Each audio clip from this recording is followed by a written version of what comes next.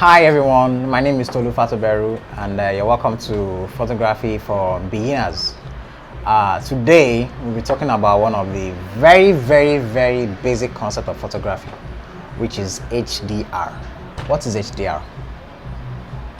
High definition range, high dynamo resolution, high definition modulation, no and no. HDR in photography is high dynamic range. Now, what is high dynamic range? Dynamic range itself is the difference between the highlight of a scene and the shadow part of a scene. I mean, the bright part of a picture of a scene and the dark part of a scene. Now, in this image, put up an image here of a palm against a window. Okay, now the human eye has a wonderful dynamic range, a very high dynamic range. And what does that mean? It means that the human eye can see a bright part of a scene very well without losing details in the dark part of a scene at the same time. So the human eye can see the dark part of a scene and the bright part of a scene at the same time equally without any problem. All right, but smartphones and digital cameras are not good as the human eye can see. So what they do is they only focus on the bright part of a scene alone, so you can see the bright part of a scene properly and you won't be able to see the dark part of a scene anymore. And if you are focusing your smartphones or your digital camera on the dark side of a scene, the dark side becomes brighter and the bright part of the scene becomes overly exposed. What am I saying? If you have your smartphone with you, you can bring it out quickly. Let's do a simple exercise. Now, open your camera and point at a scene where you want to take a picture. Make sure the scene has a bright part. Probably you can take it towards a window. Let it face the window. Then you can turn it and face the wall by the side of the window.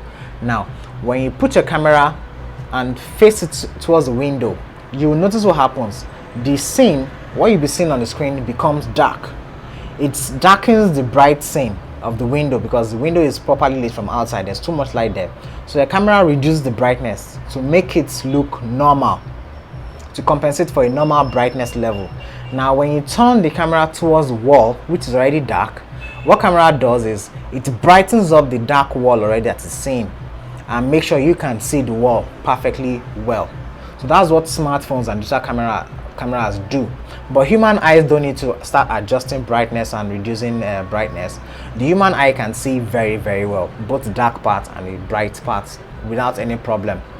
Someone even said that the human eye has about 554 million megapixels.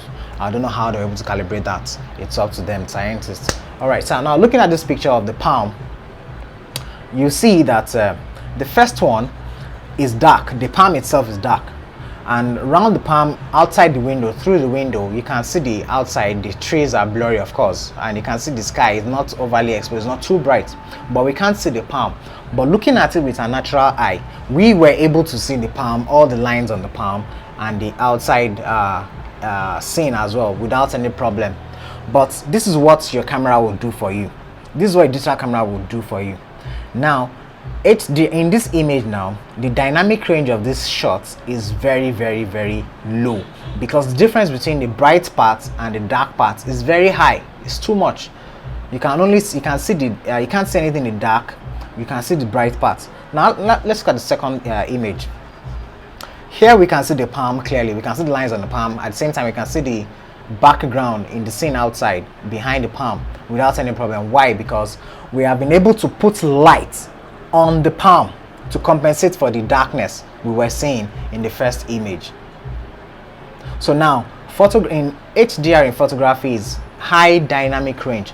Most pictures created by cameras or photographers are supposed to be high dynamic range images where you can see the shadows and you can see the highlights. That means you can see the dark parts and at the same time you can see the bright parts of the picture. So that is basically what HDR is in photography.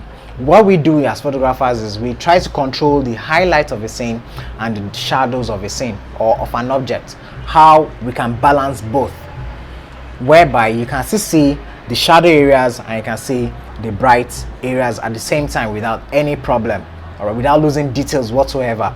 You don't have overexposed images or underexposed images. Images are properly exposed with highlights and shadows. So most pictures from a professional photographer must have highlights and shadows. Now the difference between the highlights and shadows may vary, but there must be highlights and shadows. They must not be the same. Where the highlights and the shadow are the same, no, it's what you're going to get is a flat image. Okay, so now professional photographers run away from flat images. It doesn't make them look professional. It doesn't make their image look professional.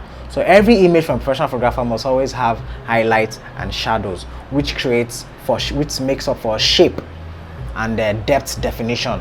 We'll go into that also in later videos. So HDR, once again, is high dynamic range. So an image might have a high dynamic range or a low dynamic range, but you want to take pictures with high dynamic range, whereby you can still see the shadow areas and you can have a good view of the bright areas as well. Looking at me right now, you can see that this part of me is lit up, is brighter than this part of me. This is my shadow area, this is my highlight area. So this makes up for a good dynamic range image. That means you can understand my nose depth, and you can understand that I'm not a flat person. Thank you very much, and that's HDR. So next class we'll be talking about the raw material of photography, which is light, and then that is where photography class really starts getting interesting. Thank you very much. See you next time. Bye.